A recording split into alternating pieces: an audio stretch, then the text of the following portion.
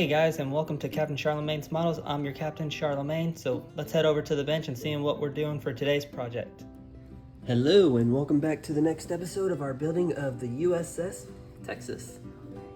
So, today, what we are going to be doing is not only will we continue with adding on some of our little sailors, but I was able to finally locate our lifeboats. And what I mean by that is I thought I lost them. That is why they had not been added yet. And I will apologize in advance if there's moments where it sounds like I'm coughing out a lung. I'm just getting over being sick and just getting back my voice. But we are all here, so let's continue with all that general admin out. Let's get started.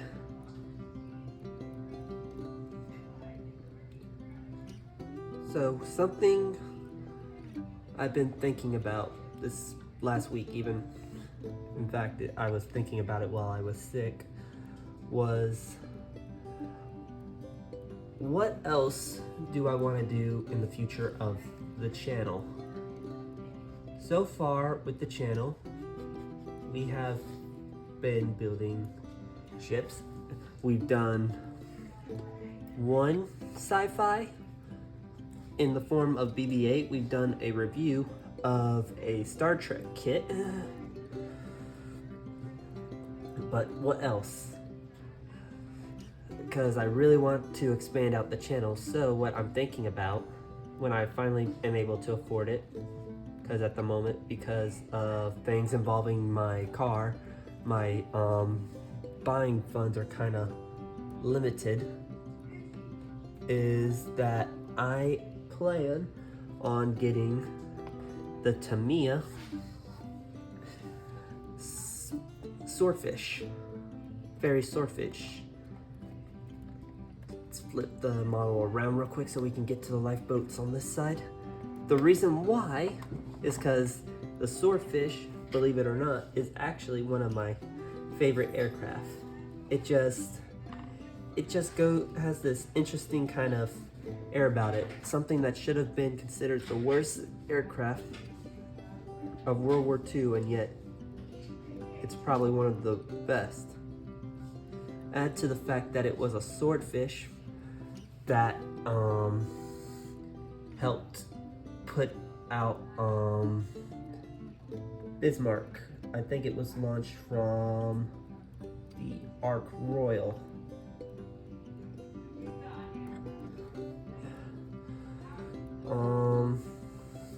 But that's something I want to eventually get and bring onto the channel. But that's just future planning for a future build. Another thing is, granted being sick didn't help, is that with the Texas slowing down up to soon we're just going to be needing Texas's railings. We'll be preparing for Napoleon.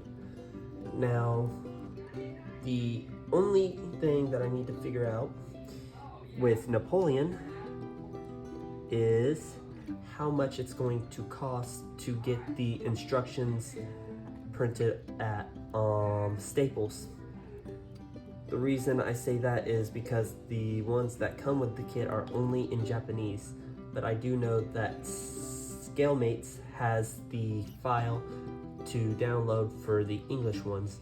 So if there's anyone here, any modelers in the United States that has used Staples before to print their instructions, I'm quite interested in hearing back from you about how much it costs to do those.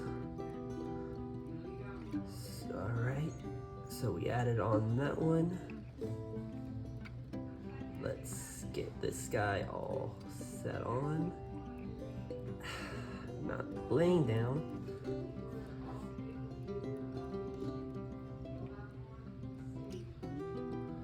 I gotta try and fix this real quick. Okay, let's use the leg.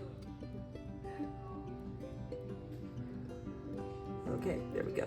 Better. This should help. Now, put him on.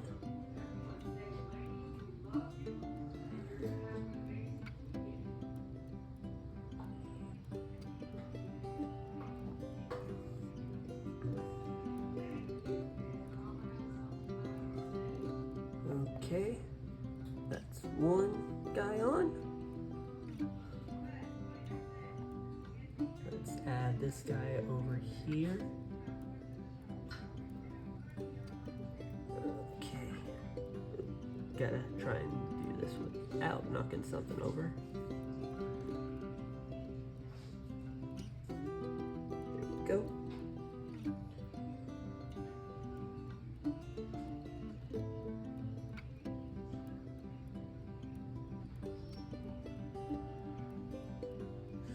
Funny thing with some of these sailors is that if the canopy on the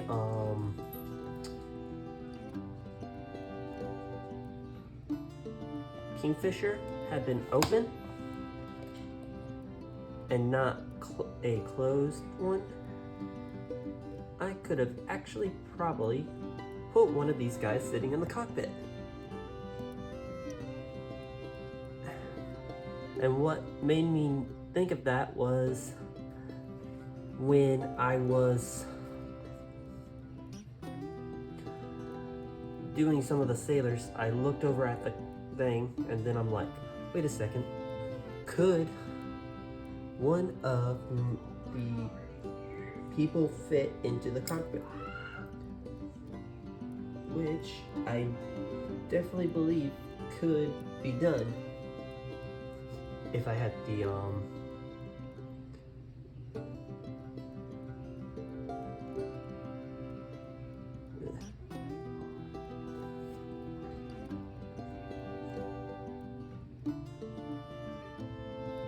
okay, let's add some glue here, and I'm going to, let's see, I'm going to set you, I'm going to set this one right here at the edge of this, of the super firing front turret.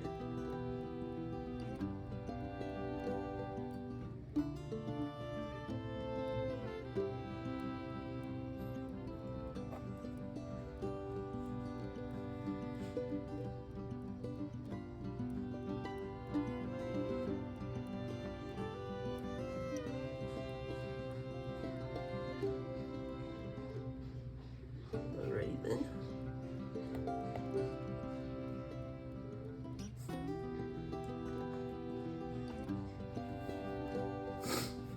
That's another group of sailors down. Next we're going to cut out real quick several more of our sailors.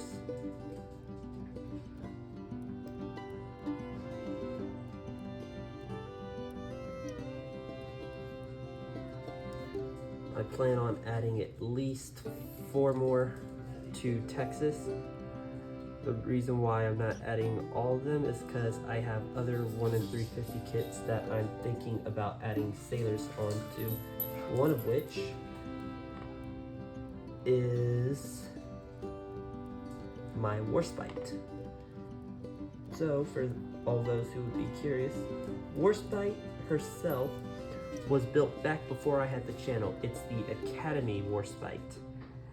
And what I did with my Warspite was that I didn't paint her in the traditional navy colors. I more or less, what I did with mine was I painted her in the Victorian era black and gold / buff that you would see on the British pre-dreadnoughts in a number of photos. In fact, I think if you look it up online, there is a good picture of, I believe it is the pre-dreadnought Royal Sovereign and the pre-dreadnought inflexible that are both good examples of what I'm talking about. And the reason why I did that color scheme with Warspite is I thought it would look unique doing something different with Warspite. And in fact, at the time that I built Warspite, it wasn't actually that long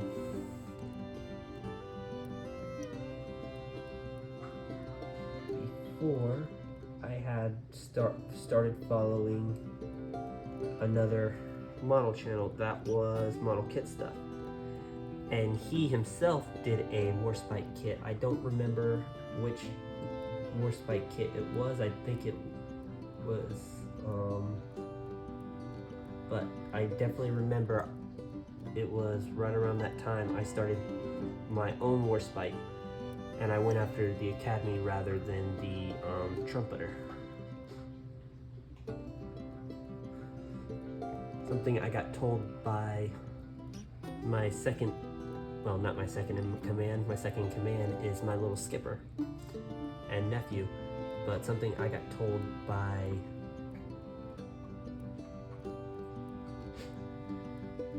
one of the people that helped me run the channel, his name is Nikolai, is why don't I do a Trumpeter kit, the Trumpeter Warspite, see how different it is compared to the Academy one. So that's something I'm thinking of possibly doing in the future. Granted that is not in the immediate future due to, well, following Texas, we will be working on Napoleon, which will probably take us a while. We also will be having to, we also still have the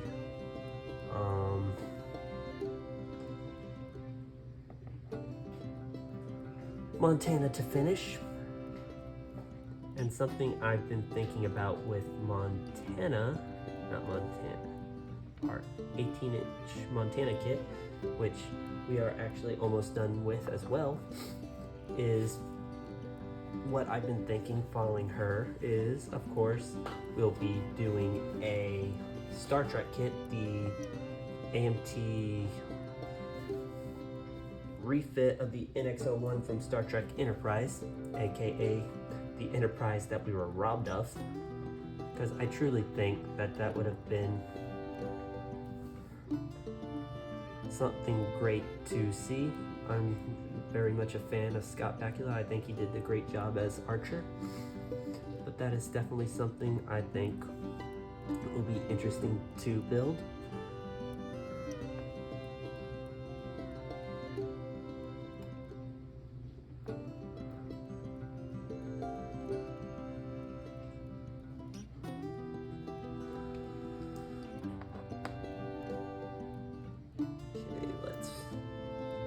Get our straight tweezers for this. Trying to do the big ones is a kind of a pain in the butt. Let's try and do this carefully without knocking anything. Okay, let's do this differently. Let's grab it like this. But anyway, so it'll be Enterprise, but I'm thinking, as I do have one, is we are also going to be doing a 1 in 700 pre-dreadnought. It is I forget what the company's called. Every time I find a kit buy, it's under a different name. I think it's called Foresight. It is of the Yashima, which was a Japanese pre-dreadnought that was based off the British Royal Sovereign class and was originally ordered for them during the first Sino-Japanese War, but was not ready in time for it.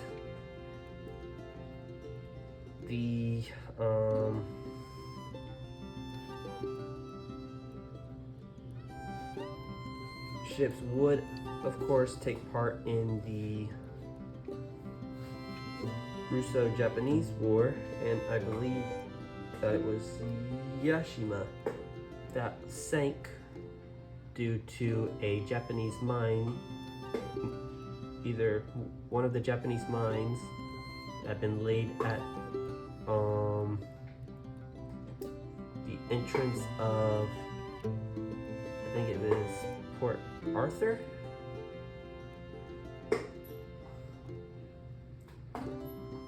And she sank while they were in retreat, or it was lost in action at the Battle of Yellow Sea. I'm not completely sure, but I do remember that Yashima sank.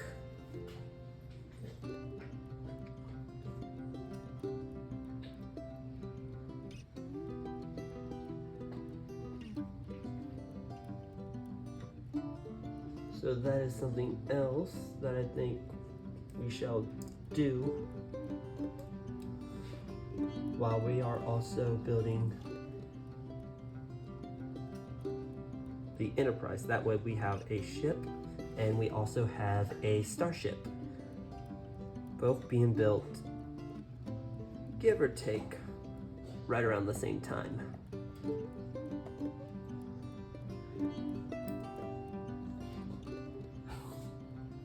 Oh.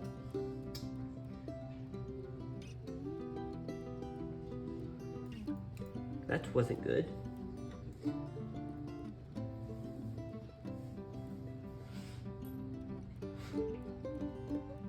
One of my little sailors, he decided that he wanted to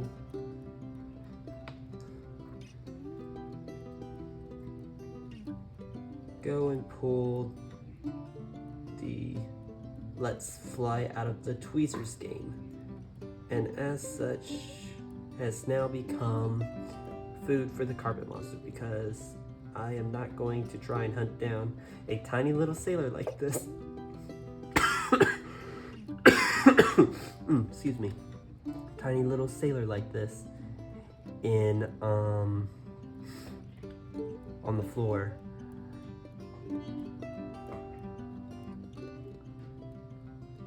Okay.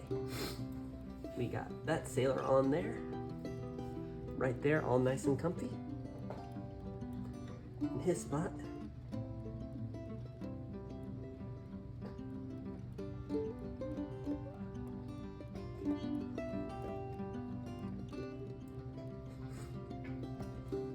Another problem with working with pieces this small is you're gonna wind up making mistakes. I think I have one or two sailors that are on here that are, well, they're kind of taking a page out of the Headless Horseman's book.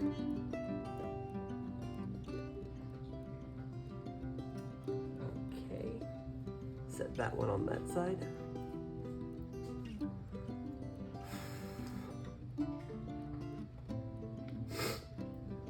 Let's see.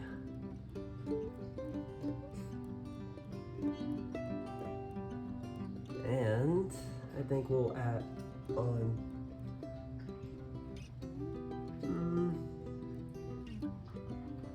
two more sailors before we call it a day.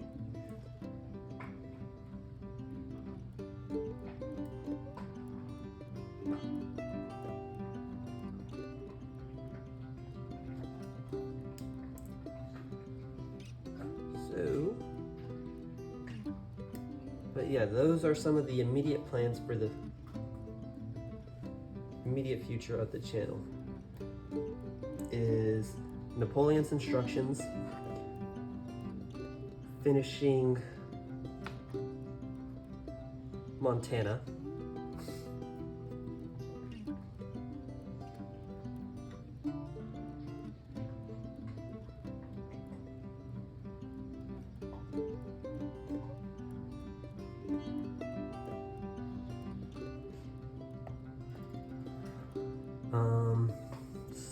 starting work on the Enterprise, and also starting work on the Japanese pre-dreadnought. Okay, let's see if we can't do this without losing another sailor.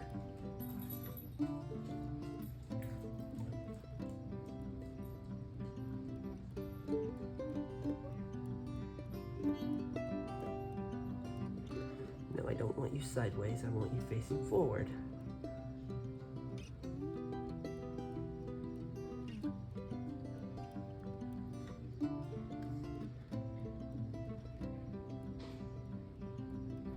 Well, you're a little further back than I wanted you, but you're facing forward. Alrighty then.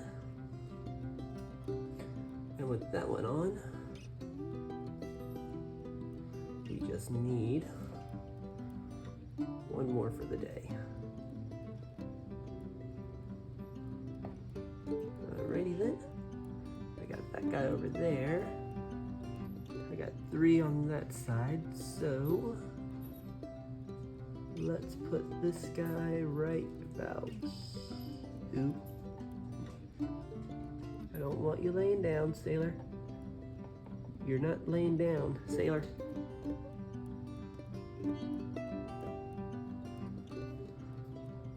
Okay. Let's try this again. There we go. And with that, that concludes today's episode of our building of the USS Texas. So, what I plan on doing over the course of the week, and while hopefully not getting sick again, is I will start adding on the railing to the front and aft section of the ship. So, I'd like to thank you all for joining me today. I hope you all have a nice day. I hope you have a nice week. And take care of yourselves. If you wish to remain up to date with anything happening on the channel, do hit that bell icon to be notified of any future updates. This has been Captain Charlemagne, and I'm signing off. Ta-ta, everyone.